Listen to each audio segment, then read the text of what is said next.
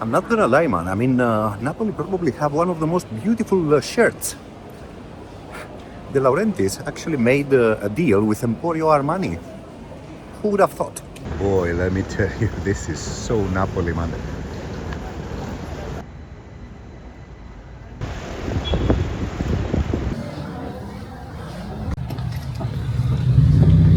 I mean, just have a look at this building here.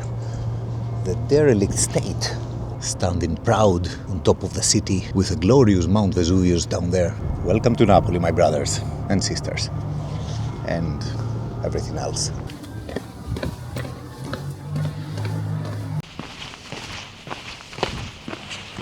The wonderful city of Buenos Aires.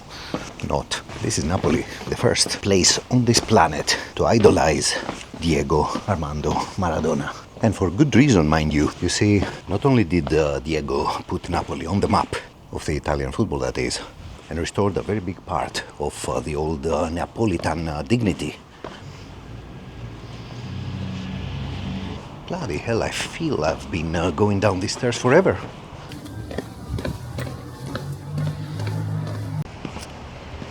This guy is obviously trying to preserve some energy. Check out this place, man. Is Napoli beautiful or what? I mean, Napoli is clearly a beautiful city, isn't it? Look at this architecture, the sea. So why does the rest of Italy hate them so much? Let's investigate. Check out this gatito. Flipping hell. Half past blind. Look at the mighty Mount Vesuvius down there. I think it's impossible to describe how this city identifies with that monster. Now, if you're anything like me and you have been following the bloody channel, and there is absolutely no reason why you shouldn't do that, you probably know that although I'm Greek, I have been following Italian football. My team, Agoch, was playing against Torino for the UEFA Cup, something like that. Yes, I am that ancient. I remember my astonishment when I realized what kind of spectacle the Torino Ultras were creating even at the Delle Alpi, where they were playing back then.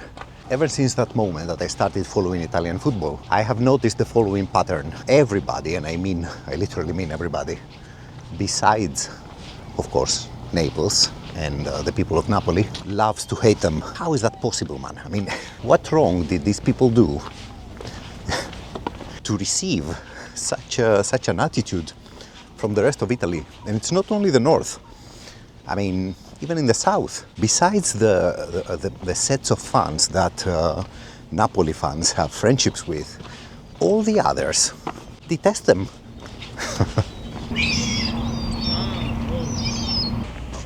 Check it out, man. ADL, tu non sei il mio presidente. ADL is De Laurentiis. It's actually the owner of Napoli. De Laurentiis is basically a film producer who helped Napoli re-emerge after the bankruptcy back in 2004. Now, let's have a walk together towards the center of the city and further discuss this weird animosity of everybody else against the Neapolitans. And in case you think I'm over-exaggerating, but look at this, man. I mean, look at this now. Bruciali tutti, bruciali tutti, Vesuvio bruciali tutti.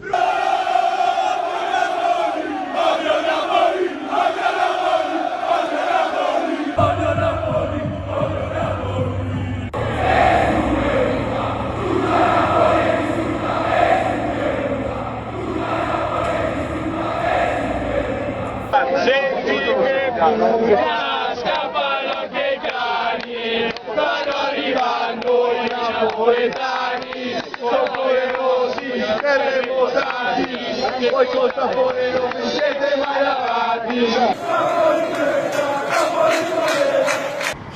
This last clip were actually supporters of Napoli itself who were singing the same songs that everybody else is singing, offending them. And the reason they are doing this is basically as a sign of I don't care, I don't give a shit, about all of you. Now, as most of you know, Napoli was founded by Greeks, by my fellow Greeks from the island of Evia. During the 8th century before Christ, that is, we decided that we needed more space. Greece was not enough, we didn't fit. And we also needed space to push there all the unwanted people from our own homeland. So there we are, the first colonizers, which later formed the Magna Graecia, arrived in this part. We also needed space in order to start commerce and expand our financial activities. There's even a myth from back in those days that the siren Parthenope, after failing to lure Ulysses into the depths, she decided to commit suicide, and her body was washed out on the shores of Napoli. And this would also be the reason why the Neapolitans are called actually Parthenopeans, Parthenope in Italian. The Greeks gave the name Neapolis, Napoli, which means basically new city. Tiberius, Caligula, even Nero had villas here. Even the city of Pompeii was basically such a spot of some very rich Romans who wanted to enjoy their pensions, probably. They came to Pompeii and indulged in the good life, la dolce vita, stile napoletano, Napolitan style. At least that was the case until Vesuvio, the year 79 before Christ, decided to erupt and barbecued everyone. Now, the thing with Mount Vesuvius was that it's kind of sad. I mean, the people who lived in the area back then, bloody hell man, they had absolutely no idea that they were sitting on top of a ticking bomb. Nowadays, Vesuvius is very well monitored. I mean, they can probably predict if an eruption is going to happen up until a month before that in order to organize an evacuation. But I don't know, man. I mean, this city has 1 million inhabitants. Makes you wonder if all of them will basically manage an evacuation.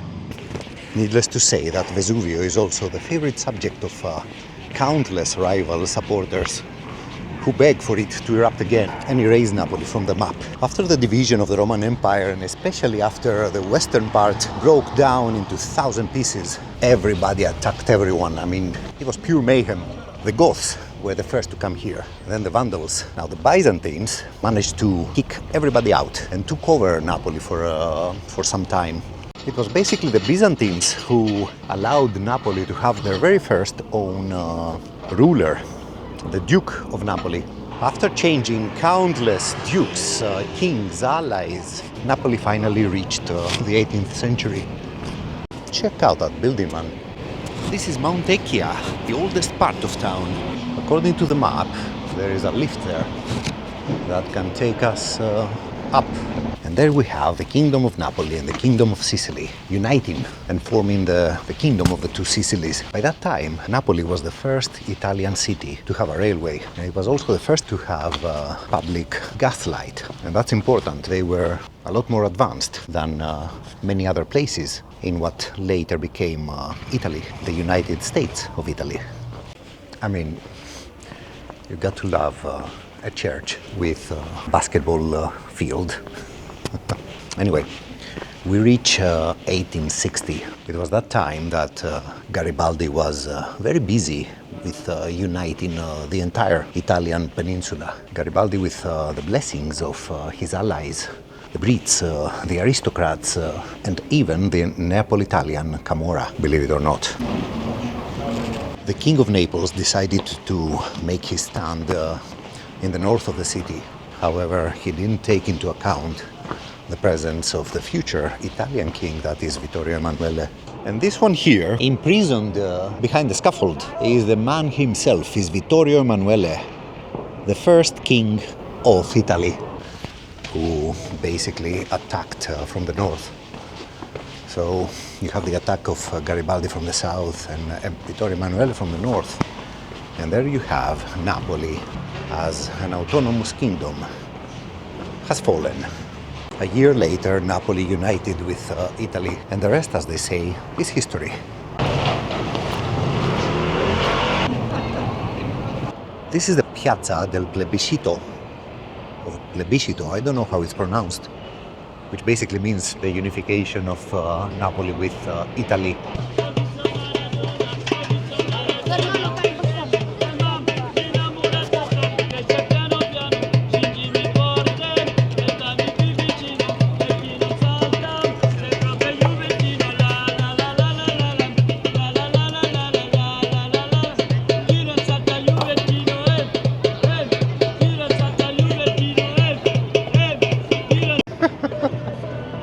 Grazie, grazie tanto signora. Grazie tanto.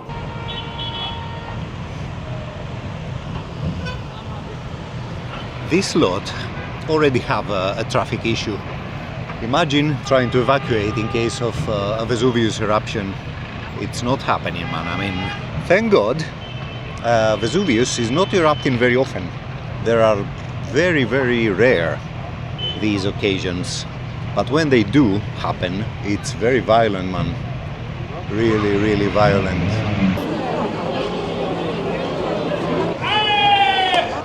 Check out these crowds, man. I mean, it's all because of this guy, I think.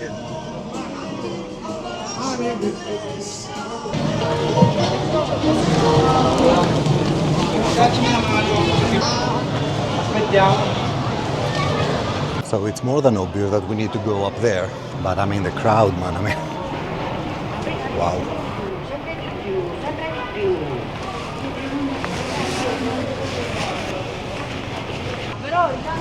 And the flipping presence of cars, man, I mean, look at this.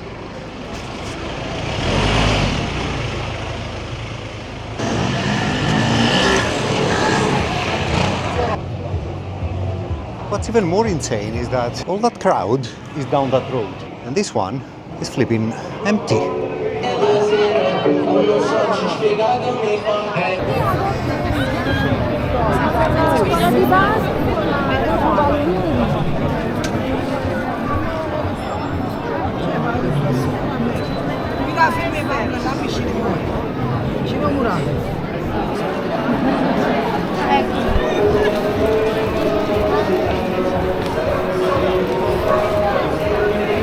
I'm not gonna lie, this was awful. I mean, no matter how much you love Diego, I mean, look at this. This is absolutely empty and beautiful. It just doesn't have the mural of Diego. We are selling Diego now, probably in order to have some moment of reflection while admiring the mural. You need to come very early. Otherwise, this area is quite charming. I mean, has bloody character. And scooters.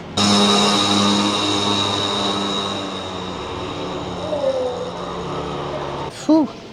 We're getting lung cancer here. Did you know that in Napoli there is a huge percentage of grown-ups above 30 years old who actually live still at home with their parents and grandparents and everything? Check this out, the duality of things, man. Shadow and light. Am I a good vlogger or what?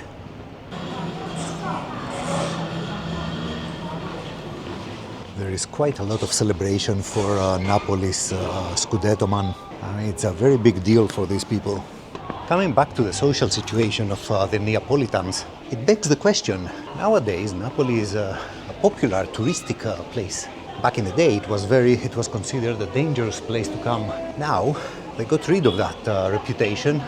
It doesn't mean, of course, that the mafia is away. It means that now it's tourist friendly. Check it out, Babbo Natale. As I was saying, it does beg the question, what's happening with the prices here? Are they going up like any other place that's packed with tourists?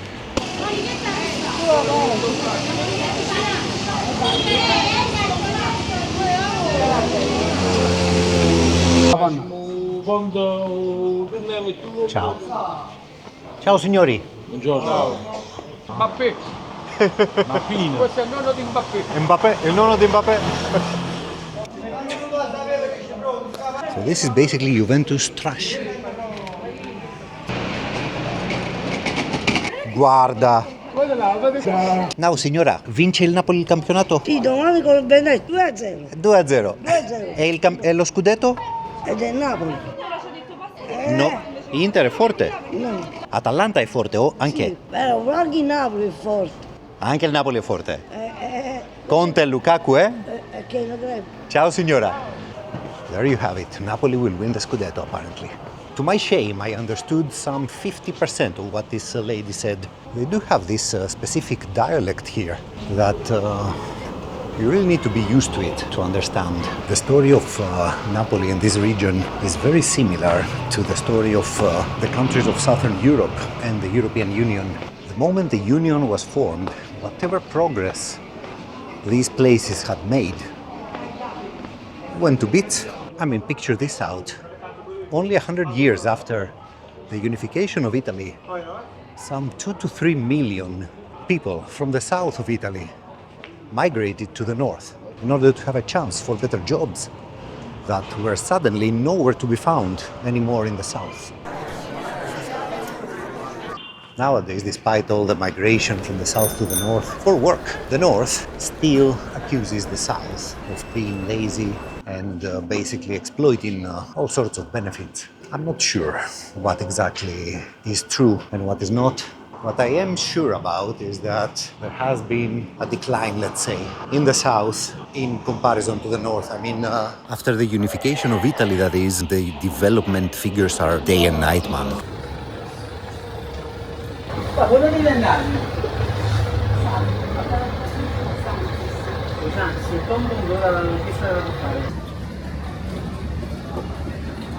Look at this car, man. I mean, this is ridiculous. I don't fit here. I'm too fat for this street.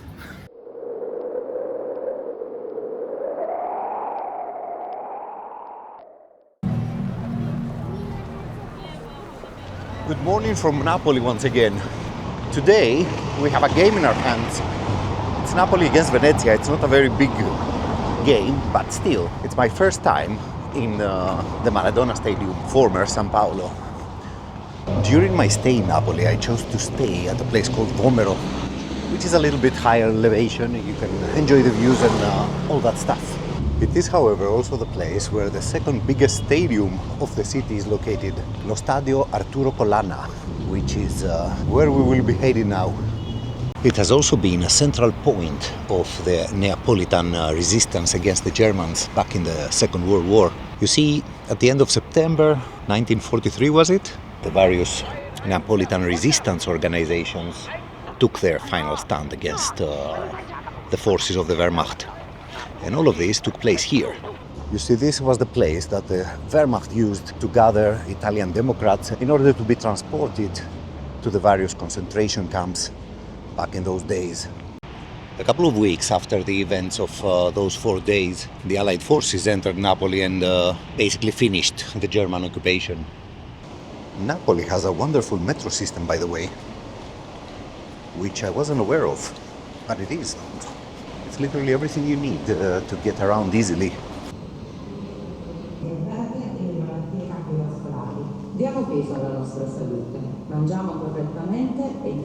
Flipping hell, man, this is eerie. I'm completely alone. Yo, please come here. If you come to Napoli, visit this place, man. Because not everything that's ancient is dead. And let me tell you, if you make the ingenious decision to come early, you'll have the place for your own, just in time to avoid all of them. But, I repeat, come early. An hour later, and you already have crowds. 9 o'clock, it's you and maybe 10 more people. Now, besides the fact that I came here to see the glorious mosaic from Founts House of my boy Alexander, the bloody thing was in restoration, so yeah, that was a disappointment. But the rest, man, mind-blowing. You have ancient erotic arts from the time of Pompeii, which I will probably censor because, you know, YouTube. You have erotic arts that were perfectly preserved, man. All this because the ash preserved them. Because if you go one level lower, you see all the ancient sculptures that were found in the area. And you notice with a lot of them that the early Christians, man, I mean, they were in the habit of breaking everybody's toes and noses. It was insane.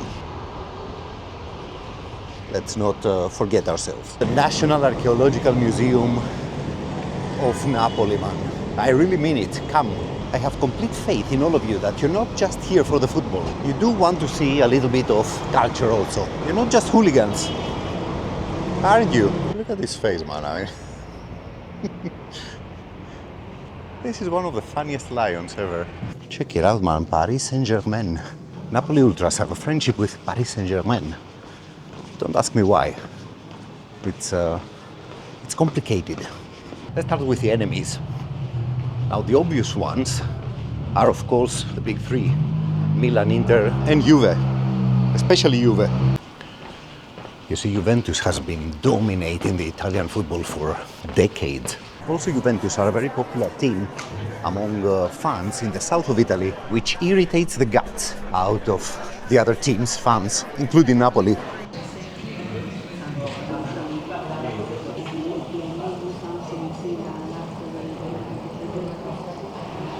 Check out the detail, man.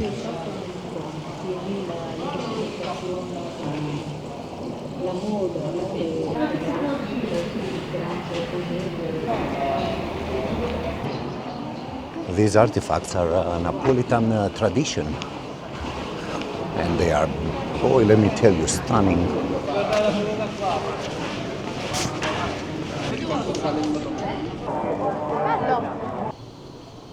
Is this a good photo for a thumbnail? I don't care if it is. I find it gorgeous. We talked about Juve, we talked about Inter Milan, okay, that's the obvious. Let's move to the serious stuff. First of all, Verona. So Verona is from the same parts as Venezia. Verona and Venezia don't like each other, but it doesn't matter. Back in 1983, was it? A game between Hellas Verona and Napoli, and the Napoli fans made their way under the sector of the Verona Ultras in order to have a chat, not so friendly one. Since then, there is a huge animosity. It's very weird that something like this is a derby, a big game, you know, in Italian football. Now let's go to the big one. Roma. Where do we begin? First of all, back in the 70s, Roma and Napoli supporters used to be friends. Correct me if I'm wrong. I mean, these are things that I found out online mostly. And I'm an old man, I don't have a strong memory. Now, the short story is that during this game, this Roma-Napoli game in 1987, the usual ritual between fans that they go into the football pitch and they wave their flags together, etc., that was not accepted by Roma supporters. In a previous game, a player of Napoli had made offending gestures towards their sector. This fact by itself is not very important, but what is important is that the break of the friendship led to a situation that goes beyond the borders of Italy. I will only mention a couple of incidents, simply because the vlog is too short to be mentioned in all of it.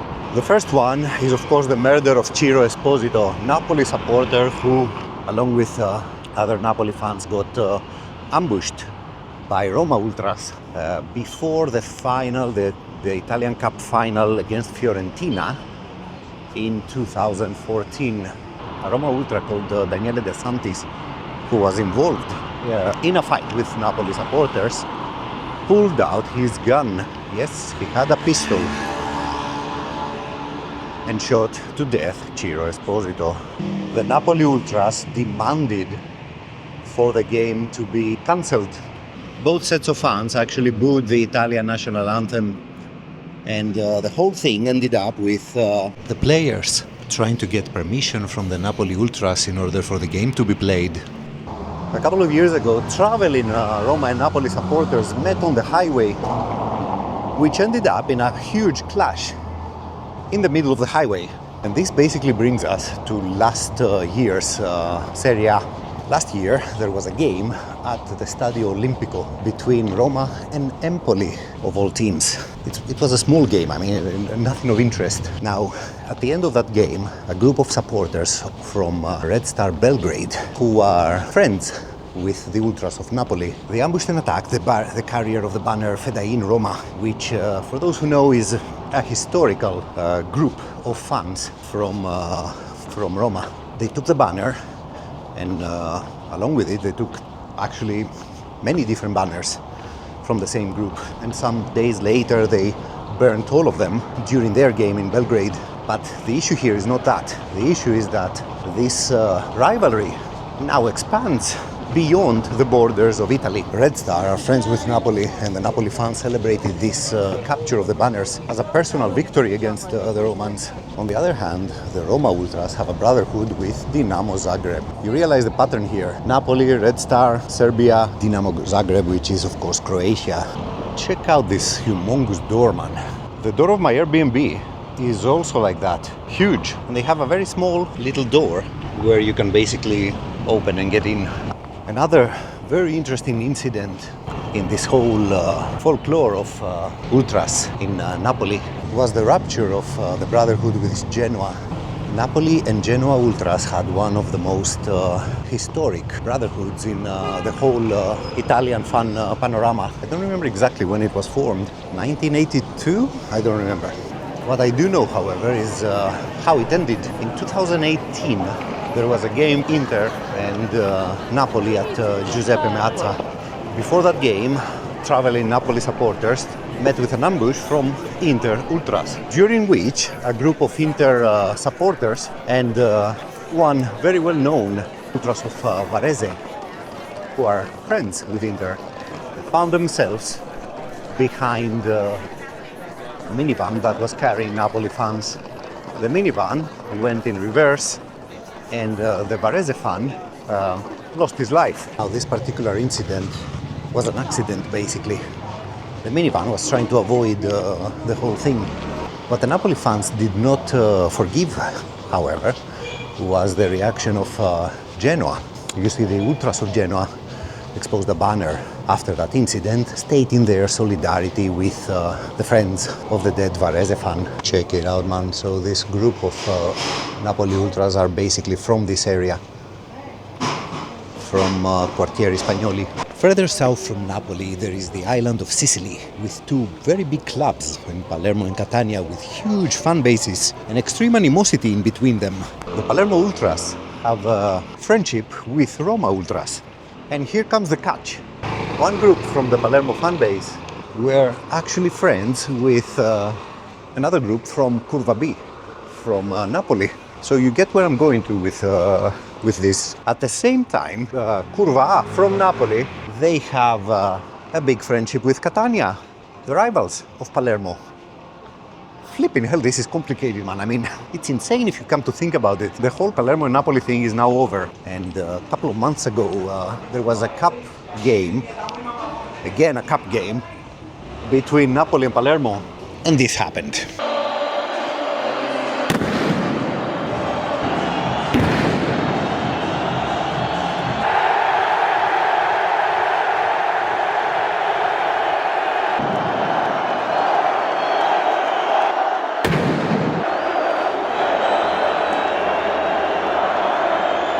We had banners, "We hate Roma" from the Napoli stand, other banners, "We hate Catania" from the Palermo stand.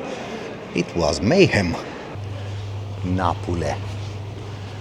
Napoli is basically the local dialect name for Napoli.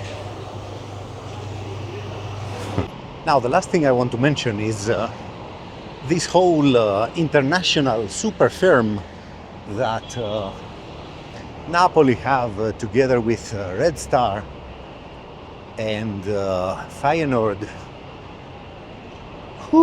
Paris Saint-Germain, Catania, who else is in there? Juve Stabia, I think. Can you believe it, man? Juve Stabia. Okay, man, so I hope the whole situation with friendships and rivalries is crystal clear to you now. Yeah.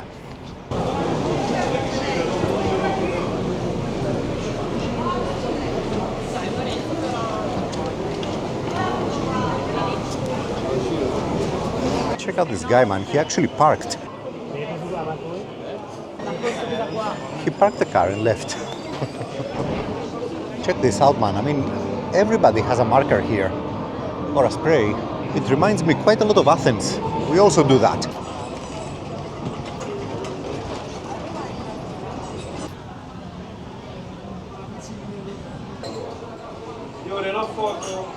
No foto, video. Caffè, video. Grazie. Sì, prego.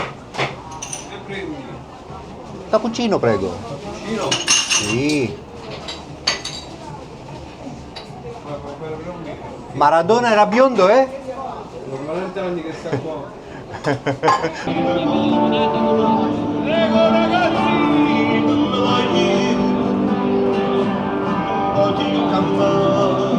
Check out that wonderful mural of mastiffs, man. Mastiffs are Napoli ultras, of course, and they're reminiscence of the ancient Greek history here, and also some signs of not so ancient history. Bloody hell, man, I mean, the amount of garbage here.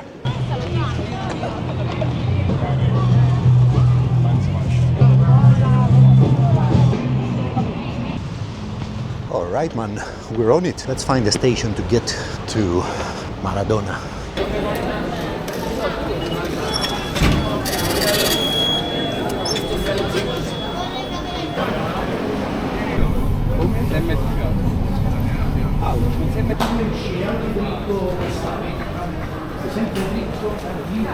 Right, man, so Napoli is currently third. Atalanta is first, together with Inter, I think, or a point above Inter. And Napoli is third. If they win, which probably they will, they reach Atalanta out on top. It's a very interesting Serie A this year, man. Yours truly would very much like one of these teams, Atalanta or Napoli, win the Scudetto this year. Alright, man, so we are there, I think, Distinti Superiore. I'm not sure about the sector though.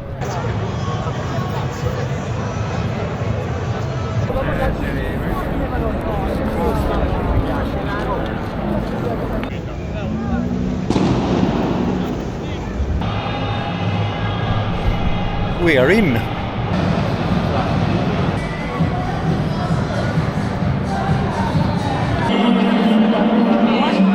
Right, so across from us is the sector for the Venezia fans. I wonder if anyone comes. We must go to Venice and watch a game there. Their stadium is wild.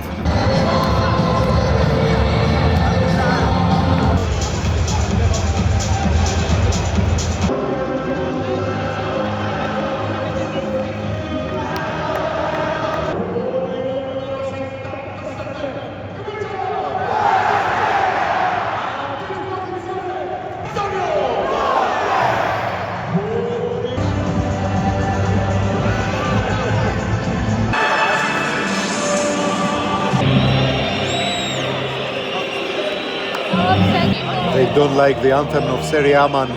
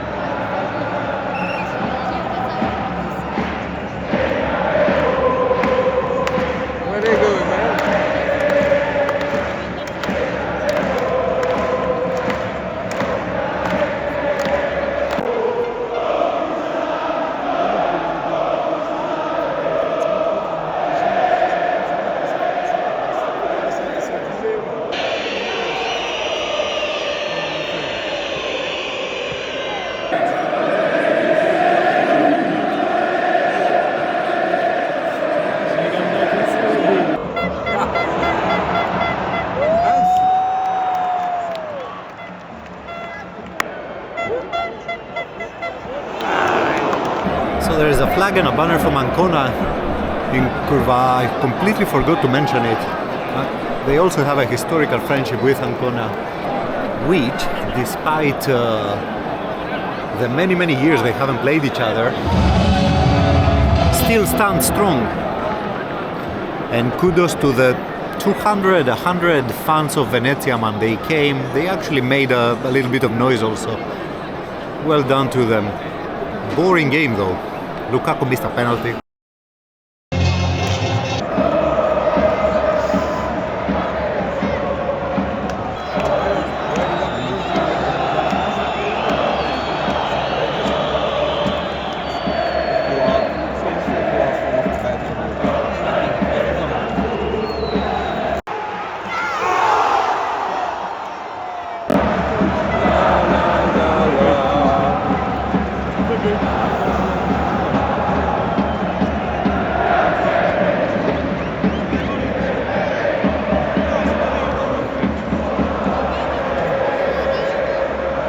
have absolutely no idea where is this open space there. Is it for the band fans, for the diffidati?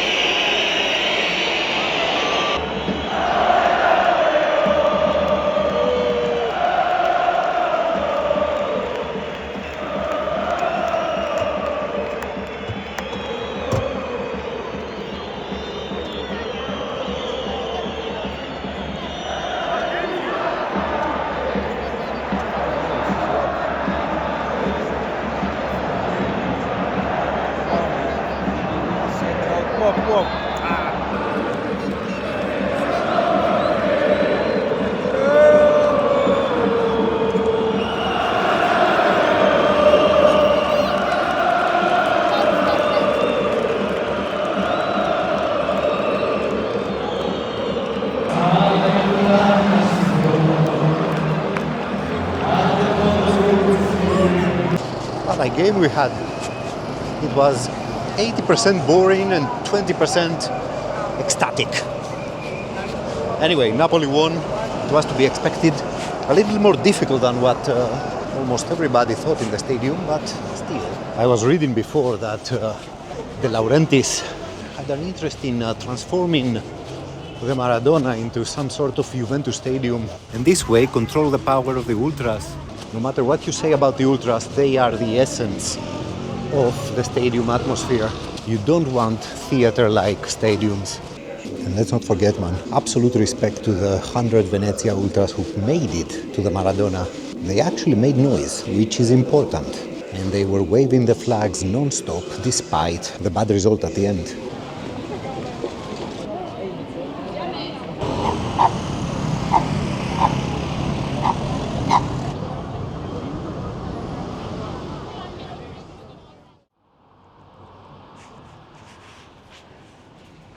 Good morning once again from the organized chaos that's called Napoli. Today is my last day in the city. Join me as we try to summarize everything we've experienced so far.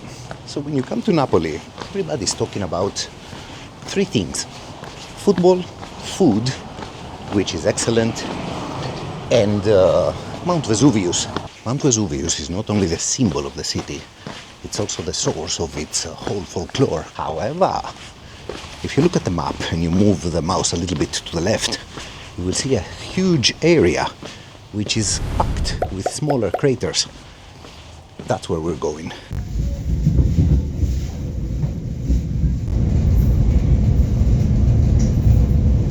Pozzuoli sul Patara. Termine corsa del treno.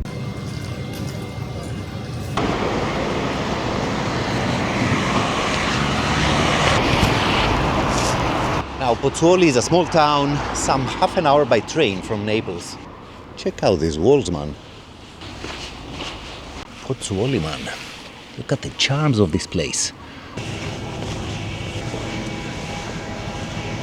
We are at the glorious port of Pozzuoli. And most of you probably know these big chunks of metal which serve to the obvious, basically tie the ship when they arrive at the port. The problem is that these are not the only ones. You see, here in Pozzuoli, decades ago, the sea level was actually here. where we are standing now, where there is this parking lot. So you basically have two of them in different height levels. This one here, and this is the one that is currently functioning. And if we move some 100 meters up the road, past the Christmas tree and the huge banner of Maradona, we get to see an area that suffered greatly from this phenomenon. This here is an empty part of town, if I understand correctly. You see, back in the 70s happened what we called a bradyseismic event. That's a word, search for it. Bradyseismic is from Greek, and it means a slow earthquake. The magma fills the chamber under the surface, and at some point it pushes the earth upwards. Now, the worst case scenario during such an event is, of course, an explosion, a violent volcanic explosion. And when I say violent, believe me, man, I truly mean it. You see, this whole area here is basically a huge caldera. Even what we see in the water, even this bay, is part of that caldera. The whole thing is now an open-air museum. The restructuring of the place started some 10 years ago. And as you can see, it kind of lacks character and soul now, but in the 70s, it really was the home of many people who lived in the area. And all these people woke up one morning with the Italian army and the Italian police gathered here, ordering them to evacuate as soon as possible. And all this because the flipping thing is growing away from the sea level. The inhabitants of Rione Terra, which is the name of this part of town, protested viciously, but the whole thing proved to be kind of pointless. I mean, eventually all of them were moved to new houses behind the hill, which behind the hill is basically just another crater. Pozzuoli, with this Rione Terra area, is part of what we call Campi Flegrei in Italian. In English, you would translate them as Phlegrean fields, something like that. Now, if you ask me why I came here, there is one very simple reason. Everybody's talking about Vesuvio in Napoli. Vesuvio this, Vesuvio that, Vesuvio the symbol. This area here, which is half an hour from Napoli, contains the potential destructive energy, which is 50 times more than Vesuvio. If Vesuvio erupts, okay, it will be mayhem. If this thing here erupts, bloody hell. And the locals do observe some higher seismic activity in the last couple of years. As a matter of fact, also in my island, in Crete, which is also part of the colliding of the two tectonic plates, the European and the African one, were commenting during the previous years that there are a lot of small earthquakes happening. Who knows, man? Who knows? Check out that hill over there. Let me show it to you from Google Earth. And so we are at the blue dot, and what we see is basically this one here. Look at this crater, man. US Navy, Carney Park. US Navy Park inside a crater. So there you have it, man. You have been with me in an area that makes Mount Vesuvius feel like a firecracker. And what's interesting is that the local population feels a little bit traumatized about what happened here, and none of them want to know anything about a potential eruption. They don't mind the earthquakes, the smaller earthquakes. They don't scare them, but they don't even want to hear the words volcanic eruption. Check this out, man. Fare l'ultras non è un gioco, non rinnegare e parla poco. An ultra is not a game. Deny everything, talk little.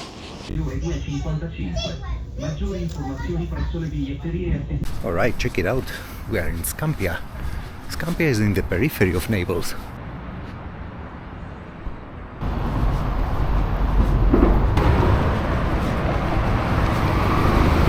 Check out this sidewalk, man. I mean, sidewalk is for cars. Alright, man, check them out. This is the reason why we are here, actually. These two murals, one of Pierpaolo Pasolini and the other one of Angela Davis.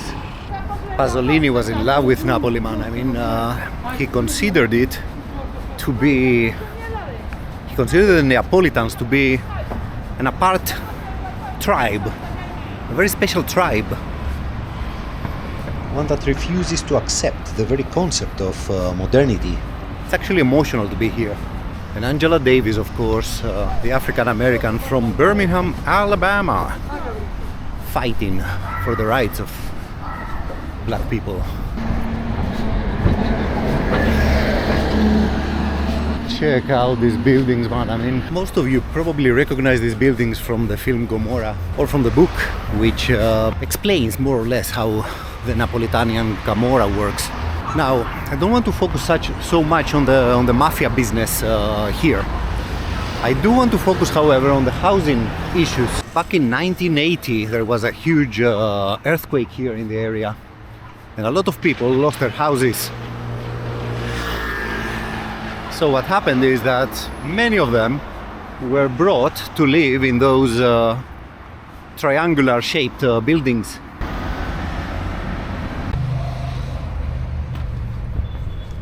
Bloody hell, yet another mural. I don't know who that is. The housing issue is a huge thing, man, for Napoli. Not only do these people don't live under proper conditions, they also have to suffer because of us, because of tourists. Because we, apparently, are the reason that rental costs rise in Napoli. Some 20 years ago, there was a huge gang war here. A woman lost her life under very, very brutal circumstances. Since then, the Italian government actually took measures. They brought in the area, if I remember correctly, a division from the medical school, the medical university. So a lot of young people came over, students, because of that. Also, there is a somewhat bigger presence of police. Those buildings, that building complex is ridiculous. I mean, it was built with the sole purpose of being organized, self-organized basically, by the people living in it. And if you put in this equation the fact that these people had actually previously lost their homes because of the earthquake, it's the perfect playground for any kind of criminal entrepreneurs to basically build their businesses. It's sad.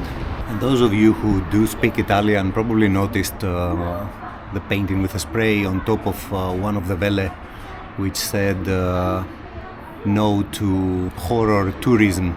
Yeah, a lot of people doing YouTube are guilty of that.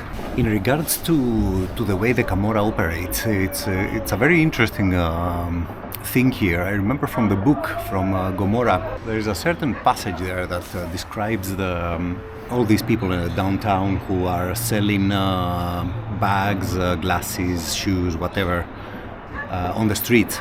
A lot of them are basically made by sweatshops controlled by the mafia. The difference between which object goes to the expensive shop and is sold as an original and which object is sold by all those people on the street is speed. How fast a certain sweatshop can send the object to the seller. I mean, you can basically go to these people on the street in the center of Napoli and get a Louis Vuitton bag, which is exactly the same as an original. And the only difference is that this specific sweatshop was a bit late.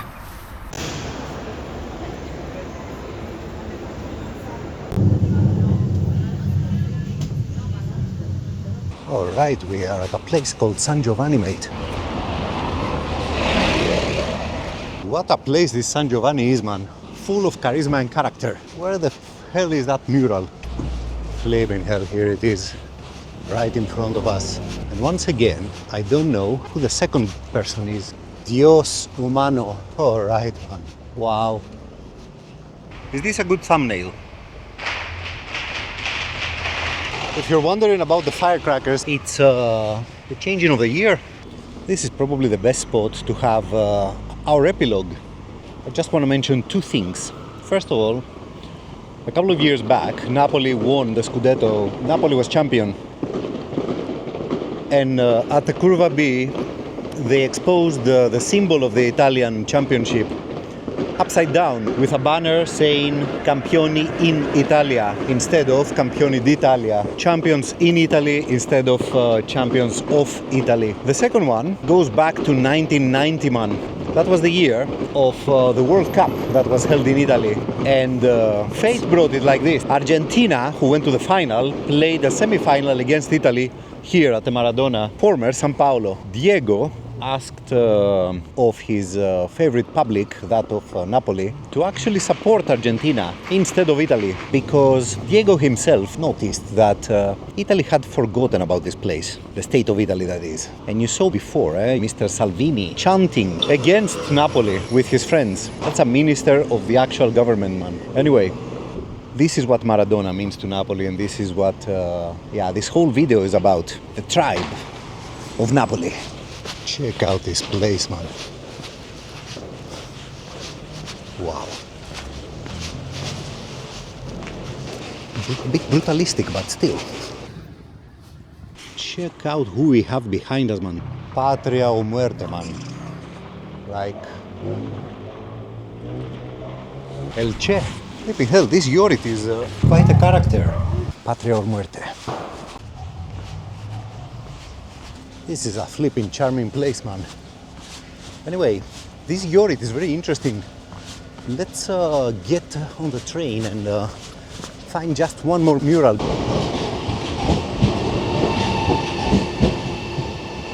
And we are here. Whoa. Check out this thing, man.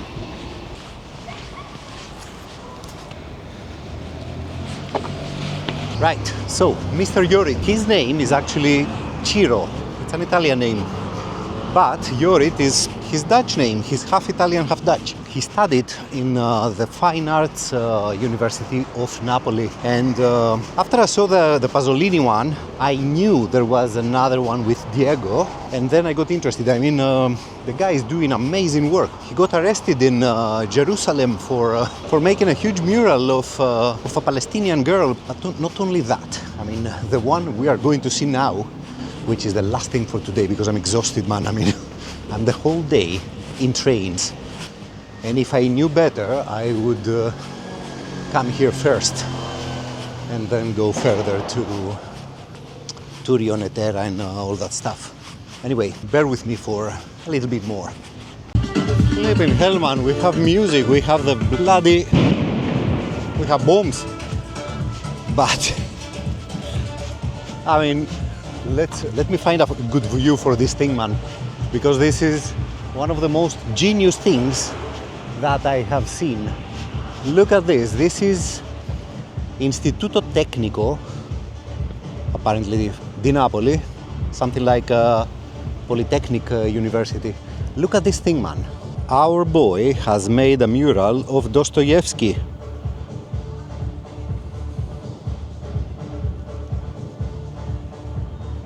Like, and you see all the flags of Ukraine there. Now let me explain why this is important. I mean, back when Russia invaded Ukraine, the University Bicocca, I don't remember the name, of Milan, decided to ban Dostoevsky. How can you ban Dostoevsky, man? I mean, Dostoevsky is a World Heritage thing. You don't ban Dostoevsky because of Russia's war. They banned Dostoevsky, and our boy Jorit here went on and made this huge mural of the man. It doesn't get better than that. This is probably the best finale for this Napoli video that I could think of. Tomorrow I will be departing. I'm going to Florence. Incidentally, the game will be Fiorentina against Napoli. I will be definitely coming back to the city. I mean, I loved every moment of it. It's wild. I mean, it's it's wild. And also, I am planning to cover more teams from the south. I mean, I'm very interested in the south of Italy. It's insane. We have Palermo, we have Catania in Sicily, Messina even. We have Salernitana, Bari, Lecce, Taranto. Bloody hell, we have a lot. I can't promise you when, but it will happen. Now, that's all from Napoli. Bye-bye.